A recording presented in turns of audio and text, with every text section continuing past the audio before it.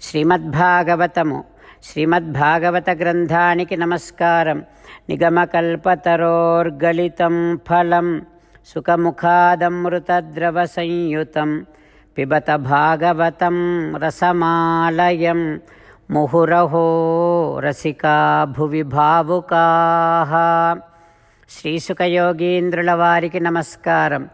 యం ప్రవ్రజంతమనుపేతమపేతకృత్యం ద్వైపాయనో విరహకాతర ఆజుహావ పుత్రేతి తన్మయతయా తరవో వినేదుః తం సర్వభూతహృదయం మునిమానతోస్మి. నరనారాయణులకు, చతుర్ముఖ బ్రహ్మకు, సరస్వతీదేవికి, వ్యాసమహర్షుల వారికి నమస్కారం. నారాయణం నమస్కృత్య నరం చైవ నరోత్తమం దేవీం సరస్వతీం వ్యాసం తతో జయం ఉదీరయేత్. శ్రీమద్భాగవతము తృతీయ స్కంధములో సూత మహాముని శౌనకాది మహర్షులందరికీ ప్రవచనం చేస్తూ ఈ రకంగా చెబుతూ ఉన్నాడు. ఓ మహర్షులారా, శ్రీసుఖయోగీంద్రుల వారు పరీక్షిన్నరేంద్రుడికి ఈ రకంగా ఉపదేశం చేస్తూ చెబుతూ ఉన్నాడు. ఓ పరీక్షిన్నరేంద్ర, మైత్రేయుడు విదురునితో ఈ రకంగా అంటూ ఉన్నాడు. ఓ విదురా, ఆసీనముర్వ్యాం భగవంతమాద్యం సంకర్షణం దేవం అకుంఠసత్వం. లోకములో ఉండేటటువంటి లోకుల దుఃఖాన్ని తొలగించటము కోసం భగవానుని నుండి, సంకర్షణుని నుండి, సనకాది ఋషుల ద్వారా ప్రవర్తించినటువంటి ఈ లోకానికి అందింపబడినటువంటి భాగవత పురాణాన్ని నీకు చెబుతా. ఓ విదురా, భాగవత పరంపర రెండు విధాలుగా ఉంది. చతుర్ముఖ బ్రహ్మ నుండి, నారద మహర్షి నుండి, వ్యాసుని నుండి, శ్రీశుకుని నుండి వచ్చినటువంటి భాగవతం ఒక పరంపర. ఇంకొక పరంపర సంకర్షణుని నుండి, సనత్ కుమారుని నుండి ఆవిర్భవించినది ఇంకొక పరంపర. అయితే ఇప్పుడు ఆ సంకర్షణను నుండి ప్రవర్తింపబడినటువంటి శ్రీమద్భాగవతాన్ని నీకు చెబుతా. ఓ విదురా, పాతాళ లోకములో భగవానుడు సంకర్షణుడిగా శుద్ధ సత్వమయ దివ్యమంగళ విగ్రహములో ఆసీనుడై ఉన్నాడు. అతని వద్దకు సనత్కుమారుడు, సనత్సుజాతుడు, సనక సనందాదులు అనడి నలుగురు మునులు వెళ్ళి వినయంగా సేవించి భగవన్ పరమాత్మ యొక్క వాస్తవతత్వాన్ని మాకు తెలియచేయవా అని ప్రార్థన చేస్తారు వారు నలుగురు ఆ సంకర్షణుణ్ణి. అప్పుడు ఆ సంకర్షణుడు తనకు ఆవాసస్థానమైనటువంటి వాసుదేవుడిని ధ్యానిస్తూ ధ్యానములో ఉంటాడు. అయితే అడిగినటువంటి వారికి జ్ఞానోపదేశం చేయటం కోసమని సంకర్షణుడు నేత్రములను, కళ్ళను మెల్లిమెల్లిగా తెరుస్తూ ఉంటాడు. కిరీట సాహస్ర మణిప్రవేక ప్రద్యోతిత ఉద్దామ ఫణాసహస్రం. తన వేలాది పడగలతో తన శిరము మీద ఉండేటటువంటి మణుల ద్వారా ఆ సంకర్షణుడు తన తేజస్సుని ప్రకాశింపచేస్తూ, కన్నులు మెల్లిమెల్లిగా తెరుస్తూ జ్ఞానోపదేశము చేయమని అడిగినటువంటి వారికి ఉపదేశము చేయటము కోసం సిద్ధమవుతూ ఉంటాడు ఆ పాతాళ లోకములో ఉన్నటువంటి సంకర్షణుడు అంటూ మైత్రేయుడు విదురుడికి ఉపదేశం చేస్తూ ఉన్నాడు. ఆ తర్వాత ఏం జరుగుతుందో రేపు తెలుసుకుందాం. ఓం శ్రీకృష్ణ పరబ్రహ్మణే నమః. ఓం అస్మద్గురుభ్యో నమః. అంతేకాకుండా మనం ప్రతిరోజు శ్రీమన్నారాయణుడికి ఒక 8 పనులు చేస్తాం అని మాట ఇద్దాం.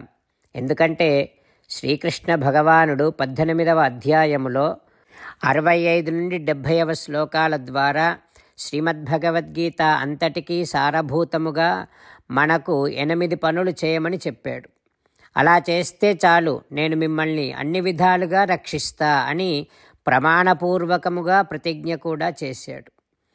అందుకని శ్రీమద్భగవద్గీతను అంతటినీ విన్న తర్వాత అర్జునుడు కూడా చివరకు కరిష్యే వచనం తవ, కృష్ణ నువ్వు చెప్పినట్టే చేస్తా అని అన్నాడు. కనుకనే భగవానుడు అర్జునుడికి అన్ని విధాల విజయాన్ని అందించాడు. మనం కూడా ప్రతిరోజు శ్రీమన్నారాయణుడికి ఆ రకంగానే మాట ఇద్దాం. 8 పనులు చేస్తాం అని మనము మాట ఇస్తే అది అష్టాక్షరీ మహామంత్ర జపము చేసినటువంటి ఫలితాన్ని మనకు ప్రతిరోజు ఇస్తుంది. ఇట్లా మాట ఇవ్వటం కంటే గొప్ప పూజ, యజ్ఞము, తపస్సు మరొక్కటి లేనే లేదు. అందుకని నేను అంటూ ఉంటాను, మీరు మనస్సులో భావిస్తూ ఉండండి. ఈ రకంగా మనము మాట ఇస్తూ ఉంటే శ్రీకృష్ణ భగవానుడి ముఖారవిందములో కలిగేటటువంటి ఆనందాన్ని మనం ప్రతిరోజు దర్శిద్దాం, ఆస్వాదిద్దాం. జై శ్రీమన్నారాయణ. హో శ్రీమన్నారాయణ, నువ్వు చెయ్యమన్నట్టే నేను నిన్నే సంతతము ధ్యానము చేస్తూ ఉంటా. హో శ్రీమన్నారాయణ, నువ్వు చెప్పినట్టే నేను నీ భక్తుడిగానే ఉంటా. హో శ్రీమన్నారాయణ, నువ్వు చెయ్యమన్నట్టే నేను నా విధులను, కర్తవ్యాలను నీ సేవగా, నీ తృప్తి కోసమనే సక్రమంగా నిర్వర్తిస్తూ ఉంటా. హో శ్రీమన్నారాయణ, నువ్వు చెప్పినట్టే నేను నీవాడిని అనే మహావిశ్వాసముతో నీకే నమస్కరిస్తూ ఉంటా. హో శ్రీమన్నారాయణ, మామేకం శరణం వ్రజ, నన్ను ఒక్కడిని మాత్రమే శరణు వేడుకో అని నువ్వే అన్నావు కనుక నేను నిన్ను ఒక్కడిని మాత్రమే శరణు వేడుకుంటా.